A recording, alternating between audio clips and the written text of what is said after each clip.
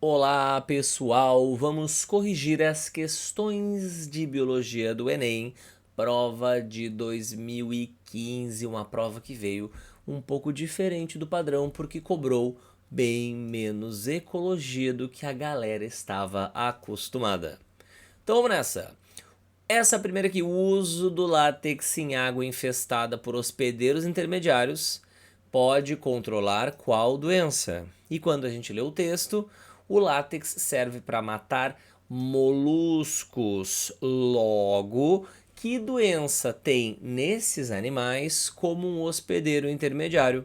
Resposta: a esquistossomose causada por aquele verme Plateuminthus quistossoma mansoni, cujo hospedeiro intermediário são caramujos do gênero no Brasil, principalmente Bionfalaria. Ascardíase não tem hospedeiro intermediário, elefantíase hospedeiro intermediário é mosquito, assim como a malária, na qual nós somos o intermediário e o definitivo é o mosquito. E dengue a gente nem chega a falar em hospedeiro intermediário definitivo, mas também é transmitida por mosquito, não tem a ver com moluscos. Vamos para a próxima. Em um mesmo organismo, a diferenciação dessas células do corpo ali, né, hemácias, músculos, e aí o que tem que lembrar? As nossas células corporais, com exceção dos gametas, têm todas os mesmos genes, os mesmos cromossomos. Por que então elas são diferentes umas das outras? Porque elas expressam genes diferentes, elas têm genes ativos e inativos diferentes, e é isso que faz o neurônio ser neurônio, uma célula epitelial ser epitelial, uma muscular ser muscular. Ou seja, expressam porções distintas do genoma. Cada uma delas vai ter genes diferentes ativos, que é o que faz elas serem diferentes. Não é mutação, todo mundo tem o mesmo DNA mitocondrial, sabe? Não tem genes distintos, tem os mesmos genes, muito menos um diferente número de cromossomos, belezinha? Então olha só, vamos para a próxima. Ai não, peraí que eu descoordenei na minha parada aqui. Pronto, vamos para a próxima. Amo essa daí, bem inteligente. Se fizermos uma analogia entre a ilustração e o olho humano, o tecido corresponde a... O texto é para ilustrar só a história da ilustração. E vocês têm que ver, ó, que a imagem desse templo aí, possivelmente religioso, ela entra, ó, vamos os pontinhos aqui, ó.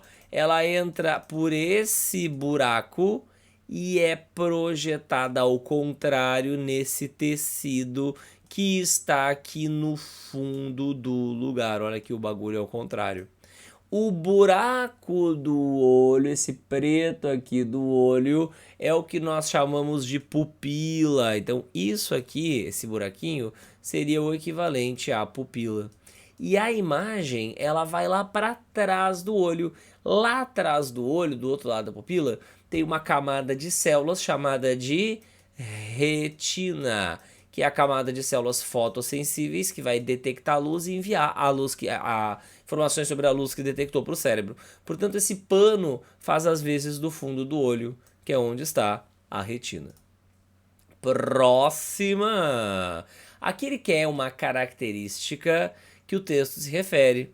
E o texto fala de manutenção de características nos anfíbios relacionadas à água, ou seja, coisas mais aquáticas dos anfíbios que ele está te pedindo. Eles não são vivíparos, até porque a fecundação é externa, anfíbio não dá luz a filhotes. Pulmão não tem a ver com a água, muito pelo contrário, tem a ver com independência de água, respiração terrestre. Anfíbios são ectotérmicos e não endotérmicos, são animais de sangue frio e não quente. Cobertura corporal altamente permeável faz com que tu desidrate com facilidade. Para que isso não ocorra, tem que sempre ocupar ambientes úmidos ou mesmo molhados. Isso sim é uma restrição à conquista do ambiente terrestre. O animal que se dá bem no ambiente terrestre, ele geralmente é impermeável. Por isso essa relaciona eles mais à água. Então, locomoção por membros anteriores e posteriores é pata, né? E pata tem a ver com caminhar na terra e não com nadar na água. Agora vamos para essa 5 aqui, que é a primeira mais casca grossa dessas que nós estamos corrigindo aqui. Então, olha lá. Esse fato pode ser atribuído a... Mas espera um pouquinho. Que fato? Vamos ver.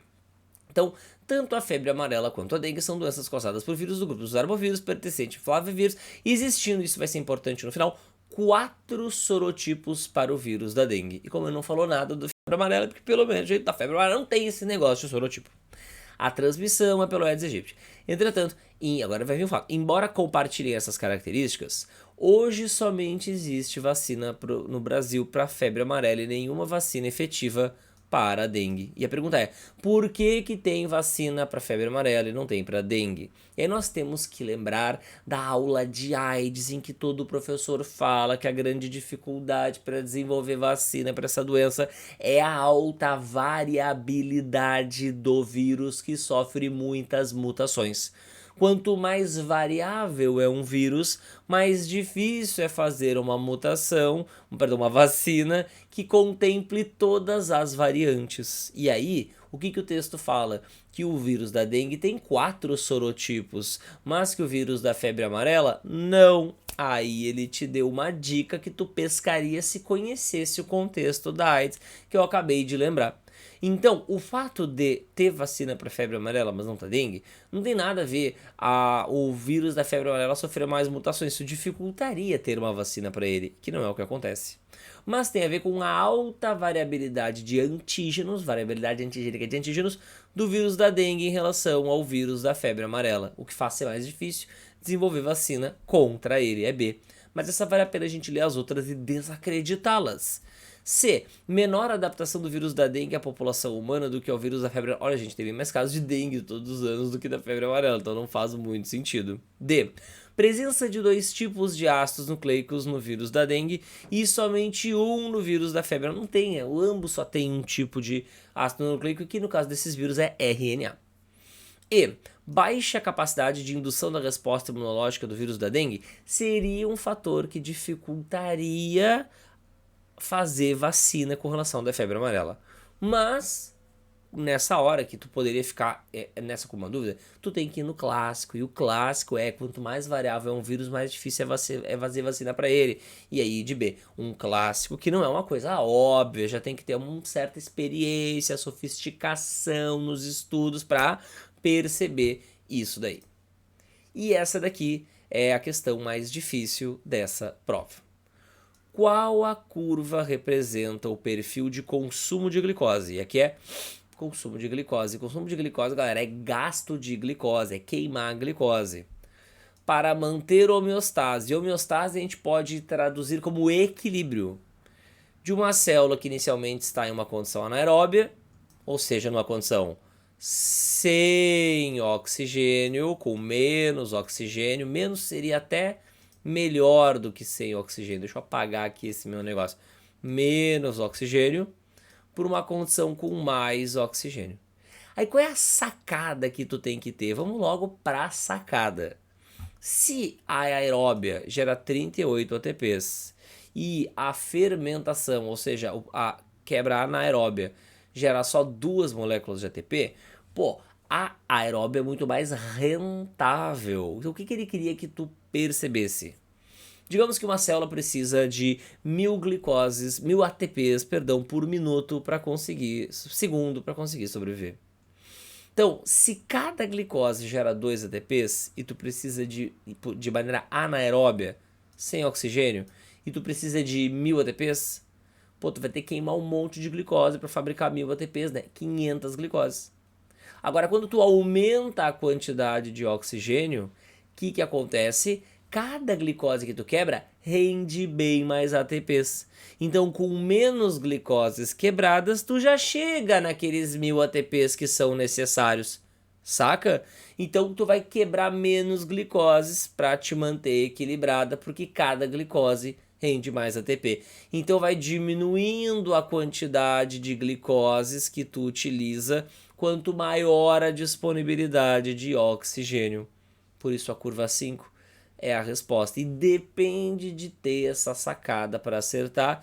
E aí, a história de cada um de estudos vai facilitar ou dificultar essa sacada. Vamos agora para essa daqui, que é bem decoreba. A alteração cromossômica da criança pode ser classificada como IL47 XY mais 18. Então, galera, quando a gente está falando das mutações cromossômicas, vamos fazer um resuminho bem rápido aqui para lembrar. O que a gente tem que se lembrar?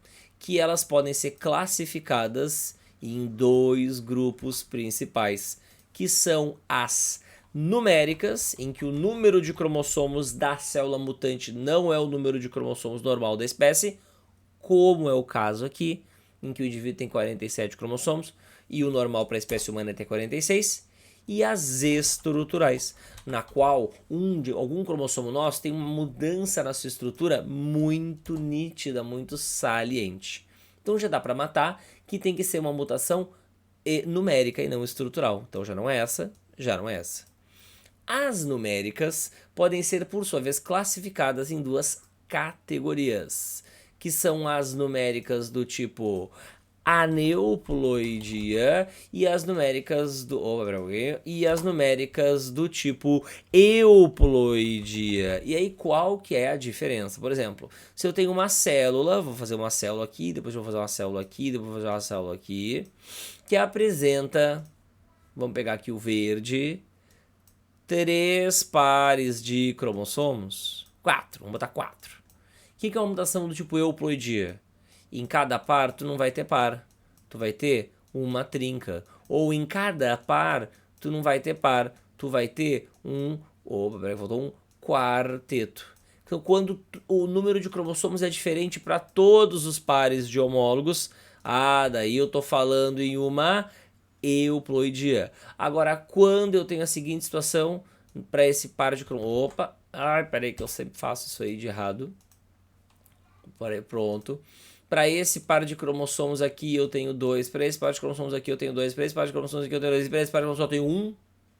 A alteração cromossômica é só em 1, ou para esse par de cromossomos eu tenho 3, ou seja, só um par que está com um número diferente, aí uma aneuploidia, que é o caso dessa síndrome de Edwards aí, que é a síndrome causada por ter mais um cromossomo 18 e um total de 47. Por isso, a aneuploidia.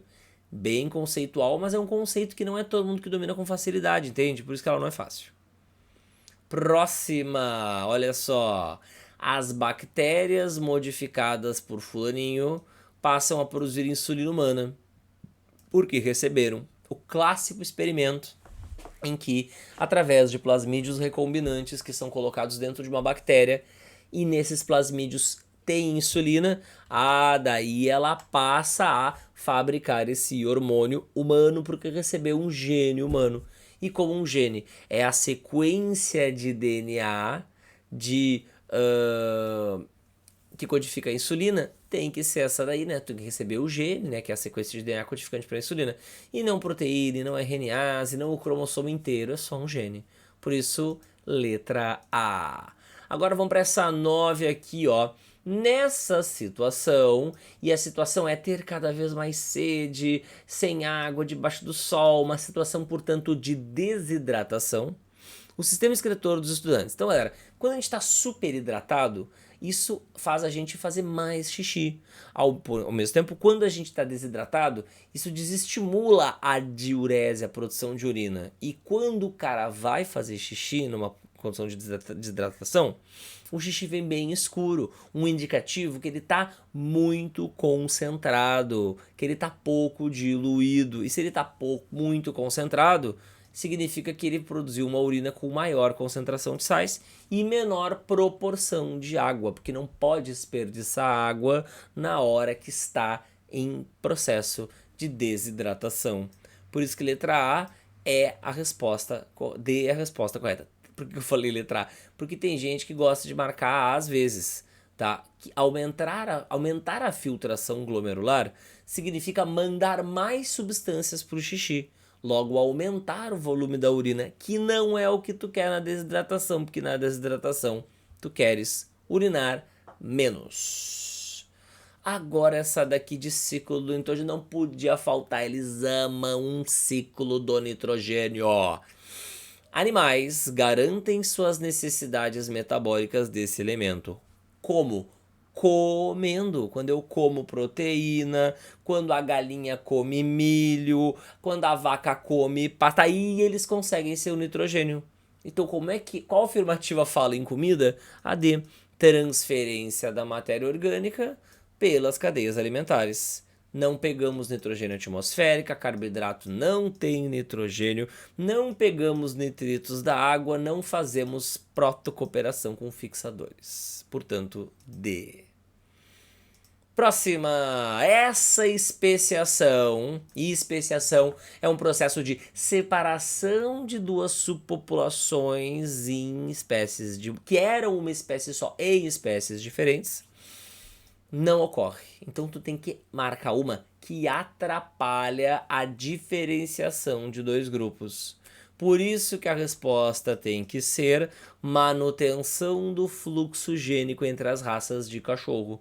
Porque se elas mantiverem se trocando genes, elas vão manter-se se misturando, o que vai atrapalhar o processo de separação, pois deixará os filhotes cada vez com uma maior quantidade de características misturadas das duas raças das quais tu tá cruzando. Agora, se tu impedir o fluxo gênico, aí a tendência é que eles se diferenciem cada vez mais. Portanto, manter fluxo gênico entre as raças será o que atrapalha a especiação, porque vai misturar as raças e é isso que ele tá te pedindo. Vamos ler agora essa daqui que é um pouco mais sofisticada. O princípio contestado com essa descoberta. O que é o princípio contestado? Tem um princípio que é o bagulho que todo mundo meio que achava que era assim. E essa descoberta contesta esse princípio. Tipo assim, olha, não é bem assim. Relacionado ao desenvolvimento do corpo humano é o de que. Então, vamos ler. O que ele falou ali, ó? Foi revelado que diversos tecidos de mulheres continham células masculinas, ou seja, células que não eram delas. Isso indica uma interpretação de que existe uma troca natural entre células do feto e maternas durante a gravidez e que essas células seriam do filho. Logo, nem todas as células da mulher são só da mulher. Logo, nossas células corporais provêm de um único zigoto é o princípio contestado, porque aqui essa mulher tem células que não são delas, são células que vieram do filho. Por isso esse é o princípio contestado, aquele de que todas as células do corpo humano vieram da primeira, vieram do zigoto. 13, muito fofa. Então, a síntese e endereçamento de proteínas é estudado utilizando-se aminoácidos radioativos. E aí, o lugar da célula que emite mais radioatividade indica onde o aminoácido está. E aí, como o aminoácido faz parte da composição das proteínas, tu consegue acompanhar para onde vão as proteínas que estão sendo secretadas. Por que a resposta é C? Porque na secreção celular, a proteína é fabricada no retículo endoplasmático. Então, no momento 1, digamos assim, que é 5 minutos, deve ter mais radioatividade no retículo, porque a proteína está no retículo. Mas como ao longo do processo de secreção essa proteína deixa o retículo e vai para o Golgi, no tempo 10 é de se esperar que tenha mais radioatividade no Golgi, porque a proteína está no Golgi. E aí, ela no retículo tem menos. Por quê? Porque ela deixou o retículo. E no tempo 15 é quando a proteína sai do Golgi através de vesículas de secreção e vai até a membrana plasmática, onde essas vesículas vão se fusionar com a membrana, fazendo a exocitose que vai liberar a proteína para fora. Então no momento 3, que é 15 minutos, daí vai ter mais nas vesículas de secreção. Então essa é a sequência, né? Retículo, vesículas, Golgi, vesículas, exocitose. Então a C é a que melhor representa essa sequência. Nesta daqui, ó, considerando o escurecimento das águas, para tudo. Então, o escurecimento das águas, gente, não quer dizer que vai rolar eutrofização, porque muita gente adora marcar eutrofização, porque muita gente já sabe, já vai, tipo, com uma pré-concepção, que o Enem gosta muito de perguntar sobre esse assunto, e aí qualquer coisa que seja poluição da água deve ser eutrofização, o cérebro já sabe, já lança essa ideia para nós, e a gente tem que saber ser criterioso na hora de aceitar ou não.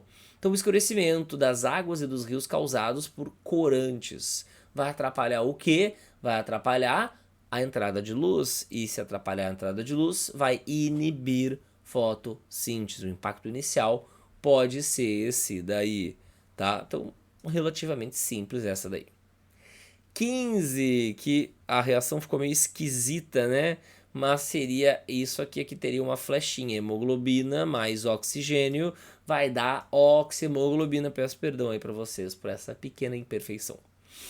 Então, a alteração na concentração da hemoglobina oxigenada ocorre por quê? Então, hipóxia ou mal das alturas é diminuição de oxigênio no sangue arterial do organismo. Por que diminui o oxigênio no nosso sangue em elevadas altitudes? Porque a pressão parcial do oxigênio é menor lá em cima. Então, como tem menos oxigênio lá em cima, entra menos oxigênio no nosso corpo. E aí vai se formar menos oxigênio, menos oxigênio vai se grudar na hemoglobina, formando a oxihemoglobina.